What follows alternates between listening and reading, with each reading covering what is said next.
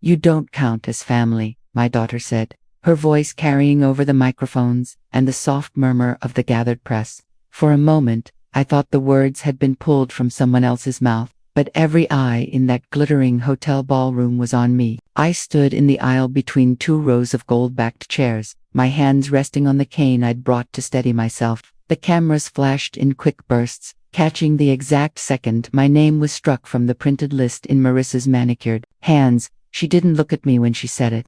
She looked at the event planner beside her, nodding, as if to confirm a detail in a seating chart. The ink on the program hadn't even dried, and already my place in her celebration was gone. I am Helen Whitford, 76 years old, a widow, and once the owner of Whitford's Flowers, a little shop that perfumed our entire Main Street each spring. For 43 years, I've filled bridal bouquets, funeral wreaths, and hospital vases, a small but steady witness to the lives of this town.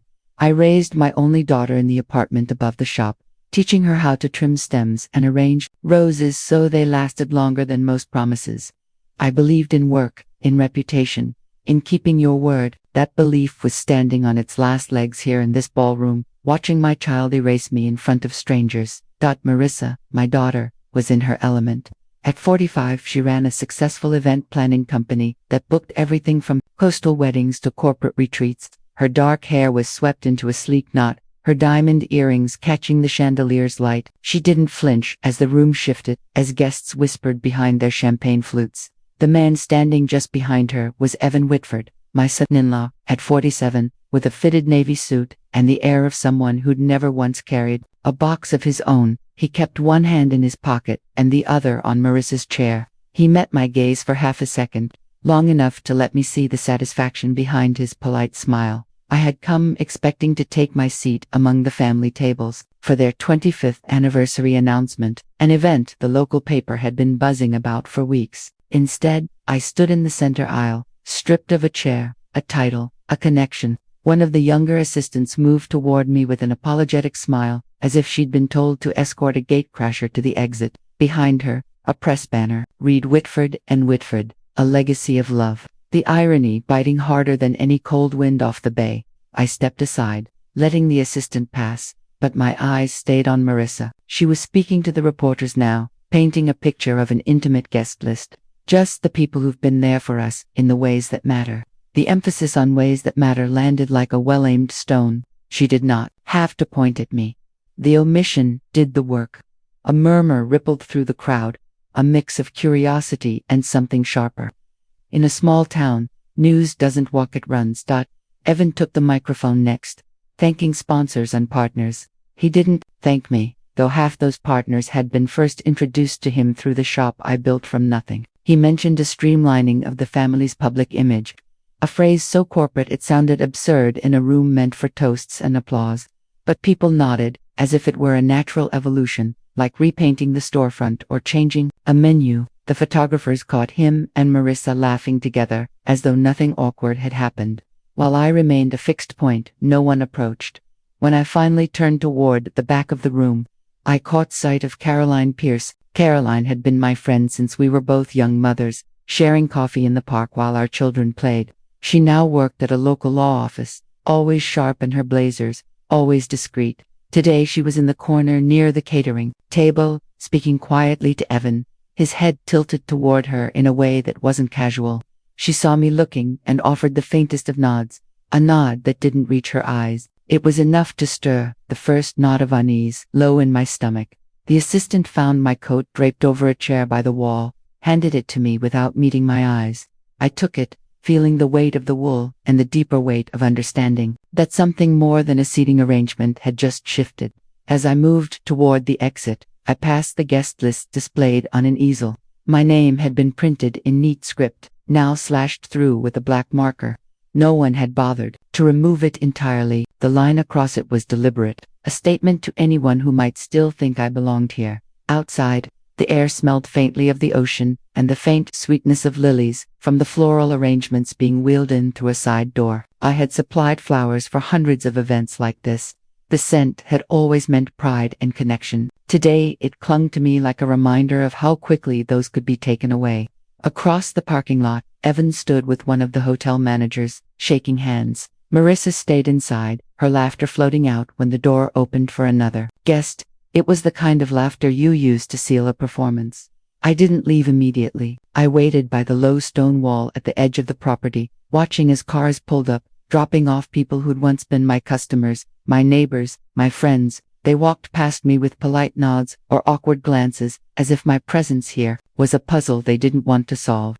The hotel's brass doors opened and closed, spilling out brief bursts of music and conversation. My absence in that room was already becoming part of the evening's story. When the last of the arrivals had gone in, I turned toward Main Street. The shop I'd sold after my husband's death was only 3 blocks away. In its window, they still displayed the carved wooden box with the Ciro's motif I'd commissioned years ago. I had kept the original, tucked safely in my home. Inside were decades of thank you cards from brides, new parents, grieving sons and daughters.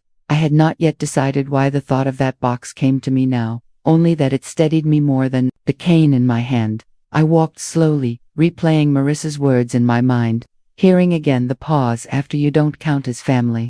It wasn't just a slight, it was the opening of a door she didn't want me to walk back through. And judging by the way Evan's eyes had held mine, he was the one holding it open, waiting for me to step all the way out. 2 days after that ballroom humiliation, an envelope arrived in my mailbox, thick and heavy with legal weight. The return address was a law office in town I knew well, the one where Caroline Pierce had worked for the past 20 years. I carried it into the kitchen, the paper stiffed against my palm, and opened it with the same care I used to give fragile stems.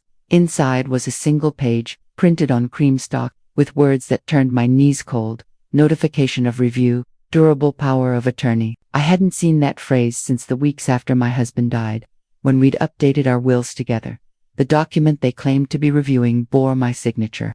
Dated only a year ago, authorizing Evan Whitford to act on my behalf in financial and healthcare decisions. I remembered signing something in the hospital after I broke my hip, but it had been temporary, a stopgap while I was in recovery. The date here wasn't the same. This one was clean, recent, as if it had been printed yesterday, and under witness, in neat blue ink, was Caroline's name. I didn't call her right away. I walked to the window instead, looking out at the small stretch of harbor I could see from the kitchen. Fishing boats rocked against their moorings, gulls traced lazy arcs in the air. It was the same view I'd had for 40 years, the same town where I thought everyone's word was good until it wasn't. The phone on the counter vibrated with a message alert, breaking the quiet. It was from Marissa. For your own good, please cooperate with what's coming. This is the safest way forward. I had raised that girl to believe in mending what was broken, not throwing it away.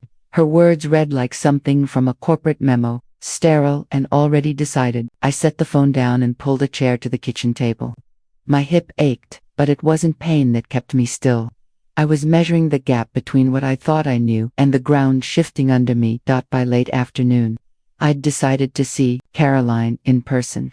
The law office occupied the second floor of an old brick building on Main Street, just above the bakery. She was in her small glass-walled office when I walked in, wearing the same tailored blazer I'd seen her in at school board meetings, her hair pulled back with silver clips. When she looked up, her eyes registered surprise for only a second before smoothing into something unreadable. You shouldn't be here without an appointment, she said, though her voice was low enough not to carry to the receptionist. I saw your name on something that shouldn't exist, I replied. I kept my tone even, the way I used to speak to customers who tried to bargain down funeral arrangements. Caroline's fingers moved to straighten a stack of papers that didn't need straightening. You were in the hospital. You signed it yourself. I signed a temporary form, I said. This one has a new date and new terms. Did you put them there? She hesitated, a pause so slight most people would miss it. You need someone to look out for your interests, Helen. Evan's just making sure that I don't get in the way, I finished for her. Her gaze flickered to the frosted glass of her door. There are things you don't understand. Things you don't want brought out in the open. The words weren't a threat so much as a warning, but they landed like both. Caroline and I had been through enough that I could hear the strain under her measured tone. She was in something she couldn't get out of easily. Still, her signature had helped hand my authority to a man who smiled at me like a chess player watching a slow game end in his favor. I left without shaking her hand. On the street, The wind carried the scent of fresh bread from below. I walked past the bakery without stopping. My appetite had gone somewhere else, somewhere past the edges of this town's neat sidewalks. That night, while I was sorting through a drawer of old invoices upstairs, the phone rang again. This time it was Evan. His voice was polite, almost casual. "I just wanted to let you know we're updating some paperwork. It's a formality, really. No need to worry yourself." I asked him what exactly these updates covered. "Bank accounts, the house," he said, "just to make sure bills get paid on time. It's hard to keep up with those things at your age." The way he said "at your age" was the kind of casual cruelty you couldn't prove to anyone else, but it cut just as deep. I told him the bills had been paid on time for decades without his help. "I'm not here to argue," he replied, "but the sooner you sign the updated version, the smoother everything will go." I didn't promise him anything. I hung up and sat there with the receiver in my hand, hearing the faint hum of the line long after the call ended. In the morning, I drove to the bank. The manager, a young man with a tie too tight at the collar, greeted me with a smile that didn't reach his eyes. "Mrs. Whitford, we received notice about the change in authority," he said, already reaching for a folder. "I didn't authorize any change," I told him. He flipped the folder open and turned it toward me. There was the same document from the envelope, my signature copied in smooth black ink. It looked perfect, like something I might have written yesterday. Too perfect. "Is there any way to freeze this until we verify?" I asked. He glanced over his shoulder before leaning in. "If there's an active power of attorney on file, our hands are tied. Unless you can prove." He stopped himself, straightening up. "I'm sorry, Mrs. Whitford." Walking back to my car, I passed a display window where the florist who bought my shop had arranged a row of white lilies. They were fresh, stems trimmed, clean petals, flawless. I knew the scent without stepping inside. I also knew how easily a perfect bloom could be bruised if handled without care. At home, I found an envelope slipped under my front door. No stamp, no return address.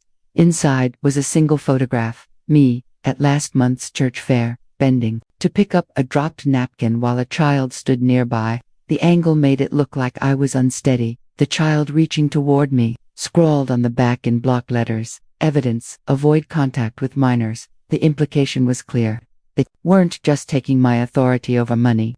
They were building a case to strip me of contact with my grandchildren. I sat down at the kitchen table, the photograph flat before me, and felt the familiar weight of the carved wooden box upstairs in my mind. That box had weathered decades, carrying proof that I had been part of this town's joys and sorrows, proof that no line through my name could erase. I didn't know yet how deep they were willing to go, but I understood now that the first cut in the ballroom was only the beginning. The next blow came not in an envelope, but in the silence where my granddaughter's voice used to be. On a Thursday afternoon, I dialed her number the way I always had: 2 rings, then the quick pickup, and the cheerful "Hi, Grandma." But this time, the call went straight to voicemail. I tried again. Same thing. I switched to her mother's number, knowing full well how unlikely it was she'd answer. A few moments later, a text from Marissa appeared. "Please respect boundaries. It's not healthy for the children right now." It was a sentence crafted to sound reasonable, but every word was a lock on a door I'd always been welcome to walk through. I stared at it, the kitchen clock ticking loudly in the background, the children, as if they were a single entity that could be quarantined from me, like I was a sickness instead of their grandmother. The next morning, I walked down to the post office to send a birthday package I'd already wrapped for my grandson. Model paint sets he'd been talking about since spring. The clerk, who'd known me for years, shifted awkwardly when she scanned the address. "Mrs. Whitford," she said quietly, "this was flagged for non-delivery. Recipient has a restricted contact order." The words didn't register at first. "Restricted contact?" I asked, my voice sharper than I meant. She lowered her eyes. "You might want to check with the court." I left the box on the counter and stepped out into the pale morning light, the streets strangely empty. That was when I saw Evan across the road, leaning against his car, talking into his phone. He spotted me, and his smile was quick, practiced, a little nod, like we were acquaintances instead of family. He stayed where he was, phone to his ear, until I passed out of sight. I didn't go to the court right away. Instead, I drove to the library, a place where information still felt like a resource, not a weapon. The head librarian, a reserved man who'd once bought every centerpiece I made for the library's fundraising dinners, pointed me toward the public terminal where legal notices were posted online. I searched my name, and there it was, an application for a temporary protective order preventing unsupervised contact with minors, citing concerns regarding cognitive stability and mobility. It was written in the same measured tone as Marissa's text, but beneath it was the hand of someone who knew exactly how to shape a narrative to fit a form. The application had been signed by Evan, on behalf of the immediate family.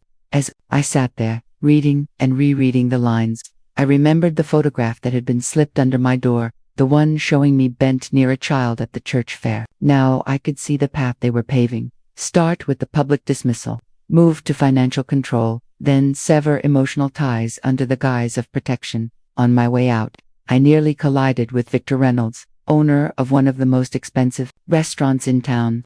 He'd been a loyal client back when I ran the shop, ordering elaborate arrangements for his wine dinners. "Helen," he said warmly, then added, "I've been meaning to call you."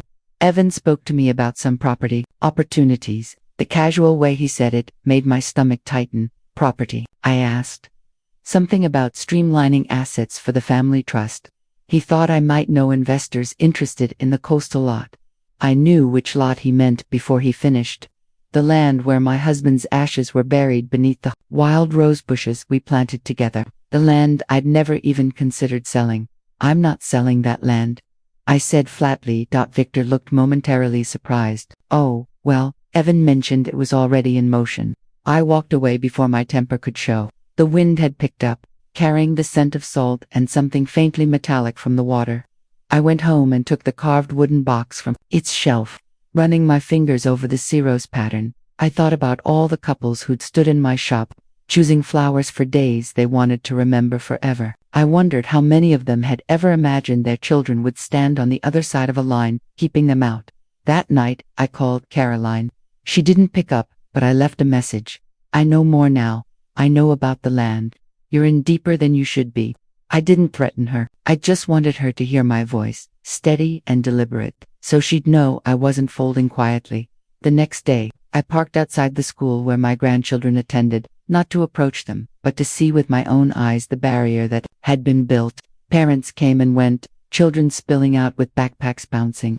I stayed in the car, far enough not to cause trouble, close enough to see my granddaughter's hair catch the sun as she walked to Marissa's SUV. She glanced around, just for a second, and I thought, hope she might see me, but Marissa ushered her inside, shutting the door before that could happen. They drove away. Evan's car pulled into the lot from the opposite side. He didn't get out. He just sat there, watching me in his rearview mirror. I started my engine, and left before he could make it into something he could use. Back home, I opened the bottom drawer of my desk and pulled out the file that held our family's property deeds. The coastal lot's title was still in my name, but the edges of the paper felt thinner somehow, as if ownership itself had been worn down. I took photographs of every page, storing them in a separate folder. If they wanted to make this a matter of documentation, I would have mine in order. Late that evening, the phone rang. It was an unfamiliar number, but the voice was one I recognized instantly, Matthew Lorne, a local journalist I'd known since he was a teenager, sweeping floors in his father's hardware store. "Helen," he said quietly, "I've been following something. I think you're in the middle of it." I didn't ask how he knew.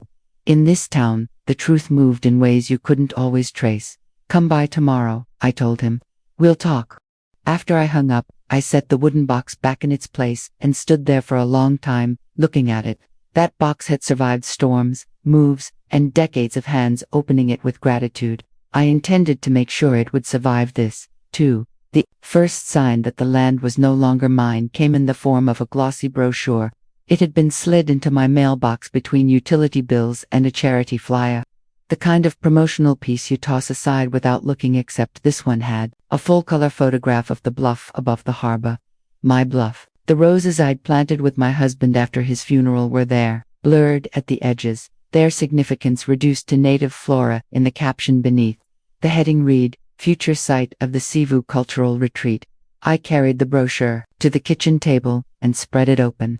The renderings showed sleek glass buildings where the old stone wall now stood, a reflective garden replacing the patch where I buried the wooden box of his letters before I moved from the shop into this house. At the bottom of the page, in small print, was a name I recognized immediately: C. Rose Foundation. And below it, in smaller print still, registered agent, Victor Reynolds. Victor had been one of my steadiest clients, a man who ordered towering centerpieces for his restaurant as if abundance alone could guarantee good reviews. I hadn't spoken to him in years, not since selling the shop, but I could picture the way his hands moved when he talked, slicing through air as if carving the shape of a deal. I didn't call him, not yet. Instead, I drove to the county office to see the property records for myself. The clerk at the counter, a young woman with bright pink nails, pulled the file from a drawer and set it down between us. There, in the transfer section, was the C. Rose Foundation's name, dated 2 weeks ago. My own signature space was marked authorized by power of attorney. It took effort to keep my voice steady. Was there a sale price listed? She scanned the page. It says non-monetary transfer, charitable donation. Charitable. That word landed like a punch. They had taken what was sacred to me and dressed it up as generosity. I left the building and walked to my car in the kind of cold that makes your eyes water. Before I could turn the key, my phone buzzed. The name on the screen was one I'd hoped to avoid for at least another day. Victor Reynolds. Helen, he said when I answered, his tone warm enough to fool someone else. I was going to call you sooner, but things moved quickly. The foundation is going to do great things for the community. It's not your foundation, I told him. There was a pause, the faint hum of traffic on his end. Evan came to me with a vision, said you wanted the land to serve more people, to be preserved in a way the family could be proud of. Did he also tell you my husband's ashes are there? Another pause, shorter this time. Helen, I didn't know that. Now, you do, I said, and ended the call. That evening, I saw Nina Cross for the first time. She'd moved in across the street a month ago, a quiet woman in her late 30s who kept odd hours and drove a mud-splattered pickup. I found her on the sidewalk, struggling with a bag of rock salt. I offered to help, and as we poured the salt into the bin by her steps, she glanced at me sideways. I saw you in town today, she said. County office, yes. She hesitated, then leaned in. I work part-time at that cafe on Broad Street. 2 weeks ago, I saw Evan there with a man in a suit matov, bin Victor. They had a map on the table. Evan pointed at the bluff, then at a folder full of papers. I overheard him say, once the transfer's public, she can't undo it. The words sat between us in the winter air, heavy and cold. Back inside my house, I took the carved wooden box from its shelf. I set it on the kitchen table and opened the lid, letting the cards and letters inside shift against one another. I'd saved them because they were proof not of transactions, but of trust. People had thanked me for flowers that comforted them, in grief, for arrangements that marked beginnings. They'd thanked me for showing up. Now, in black and white county records, my name had been replaced by a foundation that had never planted so much as a single stem. The next morning, I walked into Victor's restaurant unannounced. It was mid-morning, the dining room empty except for 2 servers polishing glasses. Victor emerged from his office, his suit jacket slung over one shoulder. Helen, he said, with that same warmth, I hope you're here to talk. I'm here to tell you that the land isn't yours to give, I said. He spread his hands. It's already done. Legally binding. I'm just the face on paper for now. Evan's handling the theft, I said, cutting him off. His smile thinned. Don't make this ugly. It already is, I told him, and left before he could answer. On the way home, I stopped by the harbor. The bluff was visible from the pier, its winter bare roses leaning in the wind. I stood there until the cold reached my bones, trying to picture the glass and steel from the brochure in place of what I saw. It didn't fit, not in my eyes, not in my memory. That night, an email arrived from an address I didn't recognize. The subject line read, "You're not supposed to see this." Inside was a scanned letter from Evan to the C. Rose Foundation board, detailing anticipated liquidation of peripheral assets to fund Phase 2 of development. The coastal lot was listed under complete. My house was under pending. I printed the letter and slipped it into a folder with the deed copies. I didn't yet know who had sent it, but I knew this. Someone else in their circle was uneasy. Uneasy could turn into useful. Before bed, I walked once more to the wooden box and ran my hand over the carved roses. If they thought I'd let them pave over my husband's resting place and call it progress, They hadn't learned a thing about the woman who built her life in this town one flower, one promise at a time. Matthew Lorne arrived just after sunrise, his coat collar turned up against the cold and a notebook tucked under his arm. I hadn't seen him in years, not since he was the kid sweeping his father's hardware store floor. But there was something about his eyes that hadn't changed, always watching, always cataloging. We sat at my kitchen table, steam from our mugs fogging the window. He didn't waste time. I've been hearing things about the C. Rose Foundation, and about you. Evan's name is coming up in both. I slid the scanned letter across to him, the one I'd received from an anonymous email, detailing the asset liquidation plans. He read it twice, jaw tightening. This isn't just about the bluff, he said. There are 3 other properties listed here, all with connections to you, and one is your house. I felt the air leave me in a slow exhale. They'll dress it up as management, say I can't keep up with the maintenance. Then they'll have someone else, probably Evan, holding the keys. Matthew nodded. That's how they frame it. I've seen it before. He flipped his notebook open to a page filled with names, dates, and arrows linking them. I've been tracking a pattern. Businesses, homes, land. Evan's been using proxies to move them into trusts or foundations, then cashing out through back channels. On paper, it's legal. In reality, he let the sentence die, but I knew the word he'd left hanging: theft. I told him about Caroline's signature on the altered power of attorney, about Nina seeing Evan with Victor over the property maps. He wrote each detail down with the kind of care that comes from knowing the smallest thread can unravel the whole weave. When I finished, he tapped his pen on the page. You're not going to beat him with outrage.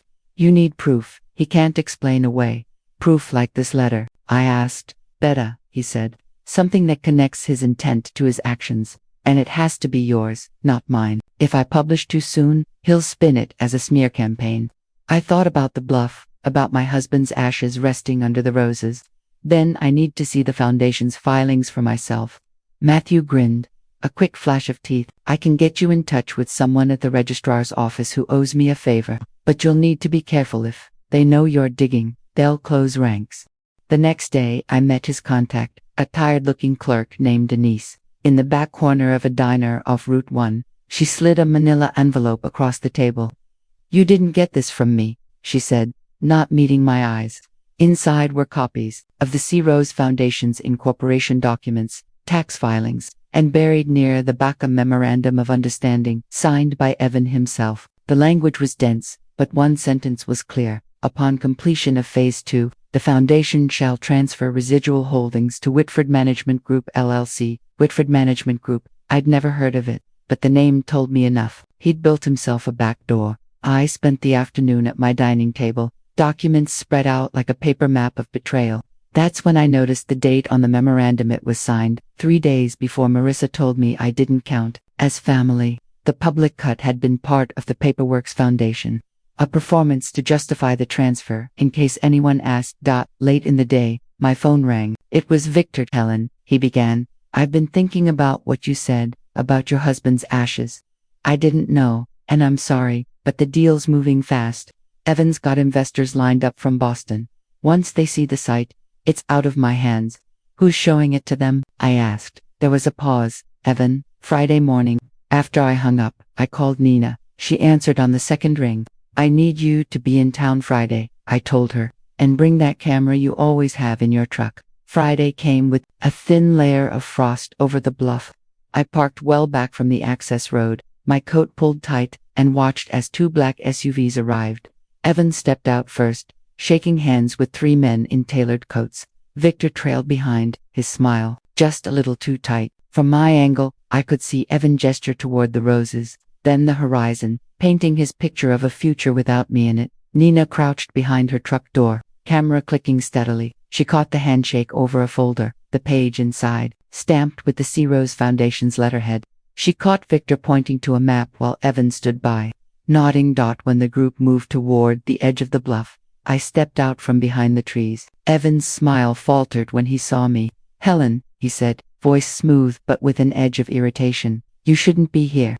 I've been here longer than you have, I replied. One of the investors glanced between us. You owned this land? I did, I said, before it was given away without my consent. Evan's jaw tightened. "This is not the time or place." "It's exactly the time," I said, my eyes on the investor. "Ask him how he plans to own it twice." Confusion flickered across the man's face, but Evan was already steering him toward the view, talking over me. I let them go. The words weren't for them yet. They were for me, a reminder that my voice still had weight, even if they tried to write me out. Back home, Matthew stopped by to collect the photographs from Nina. He studied each one, nodding slowly. "This is the kind of thing you keep in your pocket until it hurts the most to pull it out." I knew exactly when that would be. The guest list for Marissa's anniversary event had just been released, and my name wasn't on it. Not even crossed out this time, but the venue was public, and the date was set. If Evan thought he could close his deals and celebrate without me in the room, he was about to learn what it felt like to have someone else rewrite the seating chart. Pastor James Holloway called on a Sunday afternoon, his voice carrying the calm weight of someone used to delivering news people didn't always want to hear. "Helen," he said, "I think it's time we spoke in person about Robert's will." The last time I'd stepped inside the church office had been for a wedding consultation, years before my husband died. That day, we'd talked about floral arches and aisle arrangements. Today, there were no flowers, just a worn oak desk, a pot of coffee between us, and a folder that looked like it had been handled too often. Pastor James opened it with the care of someone unwrapping a fragile heirloom. "I've been holding on to the original version of Robert's will," he said, sliding a sheaf of papers toward me, the one before the revisions Marissa filed. I scanned the opening paragraphs, the familiar legal phrases blurring until I reached the section titled Conditions of Inheritance. The first clause was what I expected. In the event Robert predeceased me, all jointly held assets and his personal holdings would pass to me outright. But then came the next clause, underlined in his careful pen: should Helen be deemed to have voluntarily relinquished her role within the immediate family, assets will be transferred to a designated trust for the benefit of descendants. Voluntarily relinquished, I said slowly. "And who decides that?" "The language is deliberately vague," James replied. "Robert's intent, I think, was to ensure the family remained close. But vague language can be turned into a weapon." I thought about the ballroom voice over the microphone declaring I wasn't family, the carefully staged removal from the guest list. "They're building a case," I said. "They want it to look like I've stepped away on my own." He nodded. "Once that perception is set, the transfer happens automatically. There's no court challenge if the family agrees you've left." Closed the folder. Robert trusted them, to be fair. James's expression was unreadable. Sometimes trust is the weakest lock. On my way home, I stopped by the bluff. The winter wind cut across the open space. The roses bent low under frost. I stood there until my fingers went numb, reminding myself this ground was mine legally, morally, and in memory. But with the right signatures, even that truth could be rewritten. Back at the house, the phone rang. Evan's voice was smooth as glass. "I heard you were talking to James. I hope he didn't alarm you. We're all just trying to do what's best for the family." "You mean for yourselves," I said. "You can see it that way if you want. But I'd think at your age, you'd want less responsibility, not more." I let him talk, filing away every word. The more he spoke, the clearer it became. He believed the game was already over. That night, I went through my own files, pulling out letters, photographs, and receipts. I found a card Robert had written me on our 30th anniversary, the ink slightly faded but still strong. "Everything I build is for us." It wasn't a legal document, but it was proof of intent is intent, not theirs. The next morning, I asked Matthew to meet me at the diner. Over coffee, I laid out what James had shown me. He read the clause twice, his brow furrowing. "There, manufacturing your voluntary exit," he said. "It's all about perception. Once that's set, the law won't touch it." "Then I need to prove the opposite," I said. He leaned back, thinking. Public acts carry weight. If you're visibly involved in family affairs, it undermines their argument. But you can't just show up uninvited. They'll spin that as disruptive. I thought of Marissa's anniversary event. What if I was not just invited, but central? Matthew smiled faintly. "Then they can't claim you stepped away. In fact, it would force them to acknowledge you." It was the first time in weeks I felt the ground tilt back in my favor, even slightly. But the path there would require more than just walking through a door. They'd locked me out in public. so I'd have to reclaim my place the same way. That afternoon, I returned to the church with a small parcel wrapped in cloth. Inside was the wooden box, its carved roses catching the light through the office window. I set it on James's desk. "I want this blessed," I told him. He looked at me, puzzled. "For what purpose?" "It's part of Robert's legacy, and mine. If it's to be presented publicly, I want it to carry the weight of something consecrated, not just sentimental." He studied me for a long moment before nodding. "I understand." When I left, the box was in his keeping, awaiting the small ceremony we'd agreed on. As I stepped out into the cold, I could almost feel the shift not in their plans, but in mine. They thought the wills clause was their trump card. They didn't yet know I intended to play it first. I had been waiting for an opening, and it came not through strategy but through arrogance. Marissa's gala was scheduled for early summer, a milestone celebration for her company's 15th year in business. Every major client, partner, and town official would be there, and, as Evan made sure the local paper noted, it would be invitation-only. The announcement landed on my doorstep like a dare.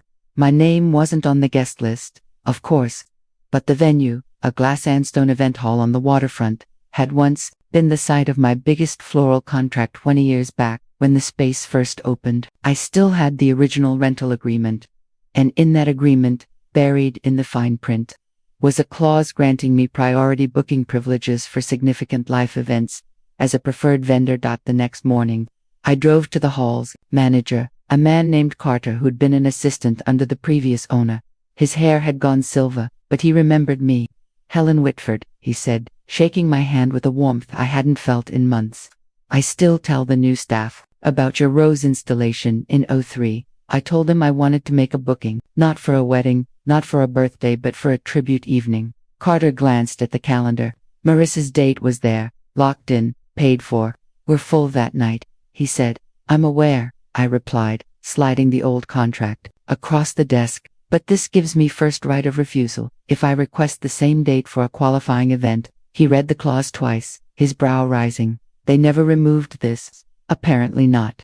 He sat back, drumming his fingers. "Technically, you're within your rights, but it'll cause a stir. That's the idea." By the end of the meeting, the booking was mine. Carter would notify Marissa's office by week's end, citing the clause. I left the hall with the keys to her stage, literally, and a new timeline. I had less than 3 weeks to turn her event into my platform. Matthew and I worked in quiet bursts, using a rented storage unit as our base. He brought in a printer for enlarging documents, while I sifted through every scrap of paper connected to the land transfer, the forged updates to Robert's will, and the charity accounts in Victor Reynolds' name. Every piece had to be precise, verifiable, and timed for maximum impact. 2 days before the event, I received an envelope with no return address. Inside was a note, typed and unsigned. "They know you've booked the hall. They're planning to bar you at the door." It was a move I'd already anticipated. I contacted the hall's security directly, giving them a copy of my contract and confirmation of the booking. My name would be on the master schedule, not as a guest but as the event host, the night of the gala. The air was heavy with salt from the harbor, the sky still holding a pale blue glow. I arrived early, the wooden box with the carved roses cradled in my arms. The staff, briefed by Carter, ushered me to the main table.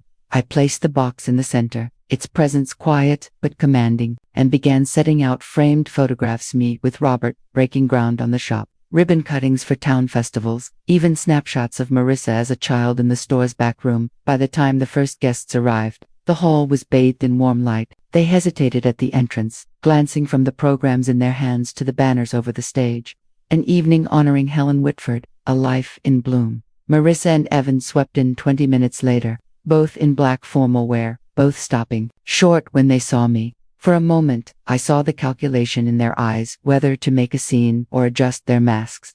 Marissa chose the latter, stepping forward with a brittle smile. "Mother, what is this?" "This," I said, my voice carrying across the marble floor, "is a celebration of the very foundation you built your life on." Her mouth tightened.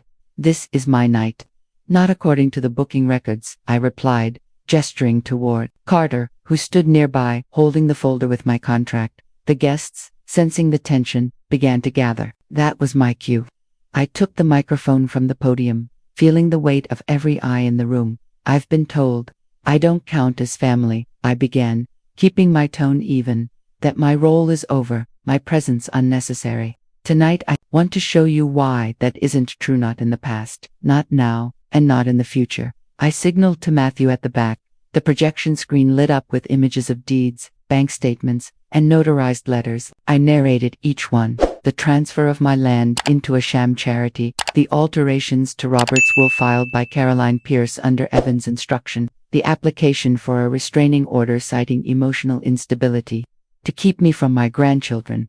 Murmurs rose in the crowd. Victor Reynolds, standing near the bar, paled as his name appeared on the charity paperwork. Marissa stepped toward me, hissing under her breath, "You think this will save you?" "It already has," I said, turning back to the microphone. "Because the truth isn't just in my hands, it's in every camera and phone in this room, and it's going out live." Matthew had arranged a live stream broadcasting to the local papers, social media. Comments were already flooding in. People recognizing signatures, connecting dates, recalling conversations. The story was no longer contained to this hall. I ended with the box. Opening it slowly, I revealed the stack of thank you cards, each one read aloud by a volunteer, voices from decades of customers, students, and neighbors. "This is my record," I said. "Not written by lawyers or altered in a back office, but by the people I've served. This is what family looks like." The applause wasn't loud, it was steady. And it didn't stop. Marissa stood frozen, her plan unraveling in real time. Evan's jaw was set, his eyes scanning for an exit that wouldn't look like defeat. I stepped down from the podium, the box still in my hands, and moved toward the door. The event was no longer theirs. It never would be again. After that night at the hall, Marissa and Evan didn't retreat quietly. They moved fast, pushing a counter-narrative into the local paper, hinting that my public outburst was a sign of instability. They claimed my finances were in disarray and that I had been vulnerable to outside influence, suggesting Matthew had manipulated me for his own gain.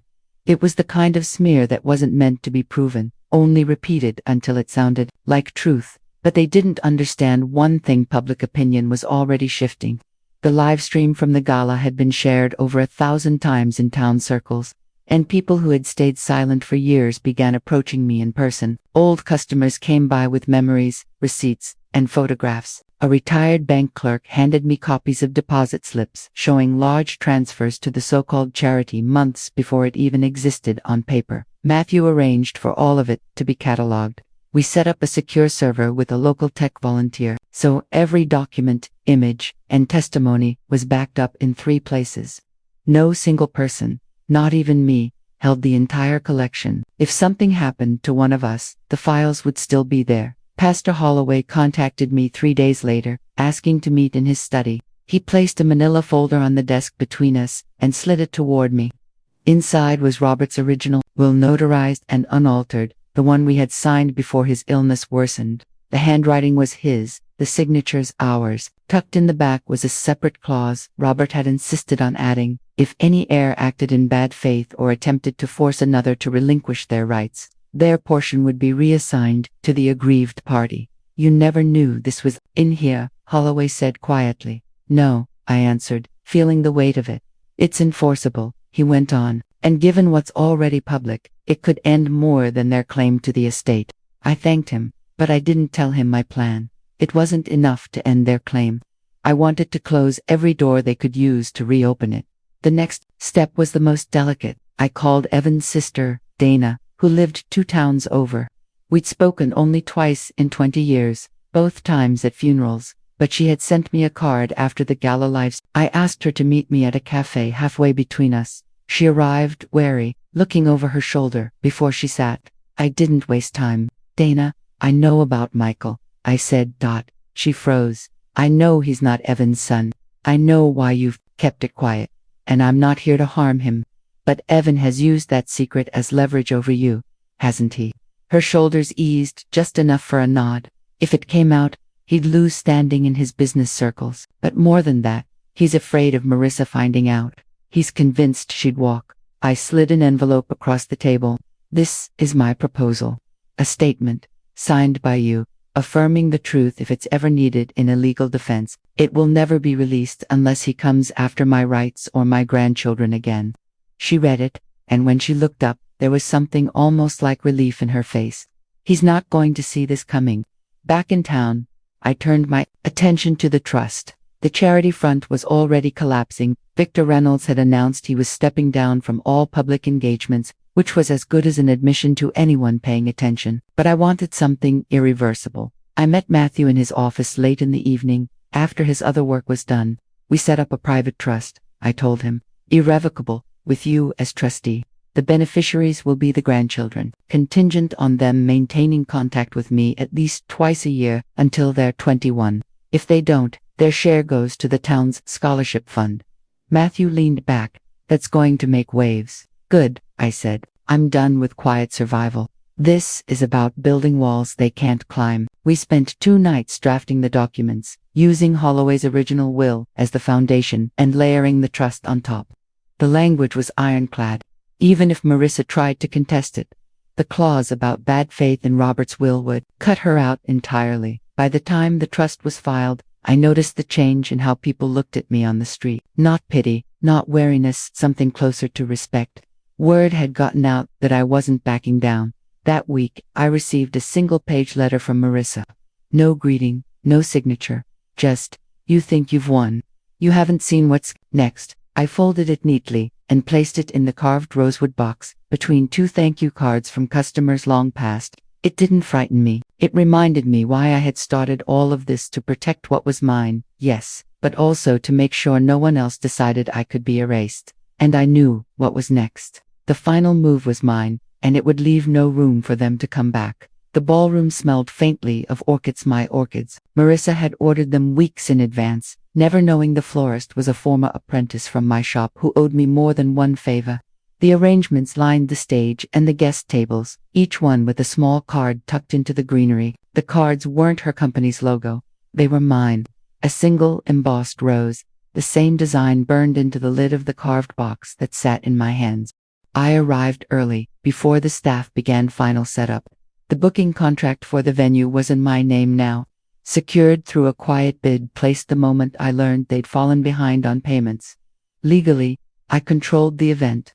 The staff had clear instructions. Nothing went on that stage unless I approved it. By the time Marissa and Evan arrived, guests were already seated, murmuring over the unexpected program on the screens. Instead of her branding, they were watching photographs of community events, weddings, funerals, and school recitals where I'd provided flowers free of charge or at cost. Each image carried a note of thanks from the recipient. Some were from people still living, some from families who had passed their gratitude down. Evan moved quickly to the control table, but Matthew was already there, flanked by 2 tech volunteers, streaming the entire event to multiple platforms. You don't control this feed, Matthew told him plainly. Touch anything, and you'll be explaining yourself to the police in under a minute. I stepped onto the stage as Marissa approached, her expression strained but holding. You can't be here, she hissed. I can, I said, holding up the venue contract. And you'll want to stay, because what's about to be said involves you directly. The room fell into silence as I placed the rosewood box on the podium and opened it. The cards inside were a physical history of my life's work, proof that my so-called abandonment of my family was a fabrication. I read a few aloud, choosing the ones that spoke of sacrifices made in hard times. Each was dated, signed, and verifiable. Next, I handed Pastor Holloway a folder. He read aloud the clause from Robert's original will, the one that disinherited any heir acting in bad faith. Gasps moved through the crowd like wind through leaves. Then Dana stepped forward from the side of the room. She held a notarized statement in one hand, and her voice was steady as she confirmed the truth about Michael's paternity. She explained how Evan had used the secret to manipulate her and others. The air in the room thickened. Some guests shifted uncomfortably, others stared openly at Marissa and Evan. Finally, Matthew displayed the trust documents on the screens. He explained their terms in clear, concise language. How my estate would pass to the grandchildren, if they maintained a relationship with me, and if not, to the town's scholarship fund. No court challenge could undo it without triggering Robert's bad faith clause. Marissa tried to speak, but every attempt was met with the weight of evidence laid out before her. Evan kept his gaze fixed on the floor. When I closed the box and stepped back from the podium, the applause started at one table. then spread through the room. It wasn't raucous or theatrical, it was measured. The kind that comes when a truth too long hidden finally stands in daylight. The live stream comments were already pouring in. Matthew whispered to me as we stepped off stage. "You've just made it impossible for them to touch you again," he said. He was right. In the days that followed, Marissa and Evan withdrew from public view. The charity front dissolved entirely.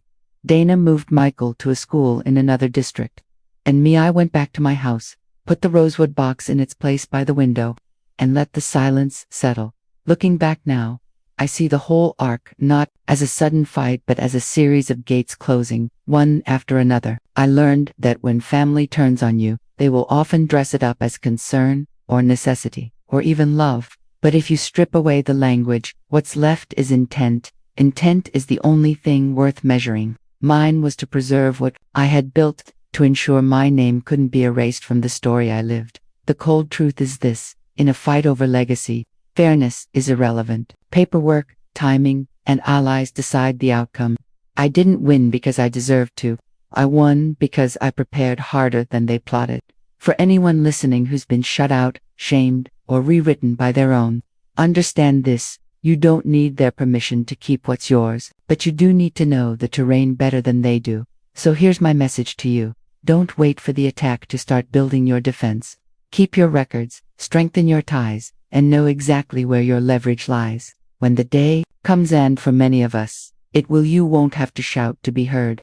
You'll simply present the truth and watch the ground shift under their feet. If you've stayed with me through this, thank you. There are more stories and more lessons to come. Subscribe if you want to walk through the next one with me. We'll be ready together.